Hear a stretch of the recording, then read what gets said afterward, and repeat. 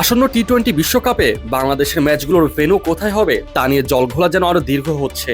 আন্তর্জাতিক cricket council অর্থাৎ ICC ও Bangladesh cricket board অর্থাৎ বিসিবি এই ইস্যুতে কার্যত এক ধরনের টানাপোড়েনে জড়িয়ে পড়েছে। টুর্নামেন্ট শুরু হতে আরও ৩ সপ্তাহের একটু বেশি সময় বাকি থাকলেও এখনও সিদ্ধান্ত হয়নি বাংলাদেশ দল নির্ধারিত ম্যাচগুলো ভারতে খেলতে যাবে কিনা। বিসিবি চায় তাদের সবগুলো ম্যাচ শ্রীলঙ্কায় সরিয়ে নেওয়া হোক। ভারত ও বাংলাদেশের মধ্যে রাজনৈতিক টানপোড়েনের কারণে খেলোয়াড়দের নিরাপত্তা নিয়ে উদ্বেগ দেখিয়ে বিসিবি একাধিকবার আনুষ্ঠানিকভাবে আইসিসির কাছে এই অনুরোধ জানিয়েছে।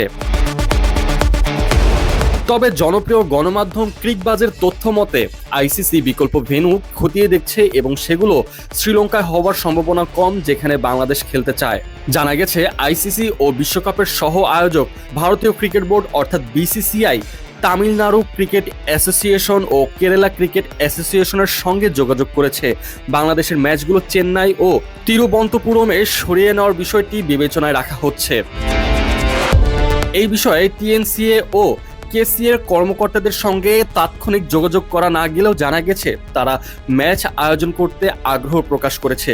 চেপক স্টেডিয়াম আগেই বিশ্বকাপের ভেন্যু হিসেবে নির্ধারিত আছে এবং সেখানে 7টি ম্যাচ আয়োজনের কথা রয়েছে, যার মধ্যে সম্ভাব্য ভারত অস্ট্রেলিয়া সুপার 8 ম্যাচও রয়েছে। টিএনসি এর কর্মকর্তারা নাকি আইসিসি ও বিসিসিআইকে জানিয়ে দিয়েছে তাদের 8টি পিচ থাকায় ম্যাচ আয়োজন করতে কোনো সমস্যা হবে না।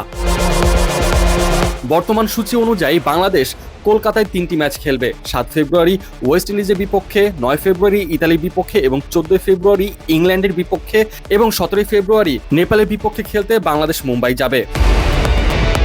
এর আগে BCCI IPL franchise Kolkata Knight রাইডার্সকে তাদের স্কোয়াড থেকে ফাস্ট বোলার মুস্তাফিজুর রহমানকে ছেড়ে দিতে বলার পর বাংলাদেশ ভারতে সফর নিয়ে নিরাপত্তা উদ্বেগের কথা জানায়। এই নিয়ে বিসিবি 2বার আইসিসিকে ভেন্যু পরিবর্তনের অনুরোধ করে চিঠি দিয়েছে। তবে এখন পর্যন্ত আইসিসির কোনো আনুষ্ঠানিক জবাব আসেনি। তবে ধারণা করা হচ্ছে আগামী 2 থেকে 3 দিনের মধ্যেই একটি চূড়ান্ত সিদ্ধান্ত আসতে পারে।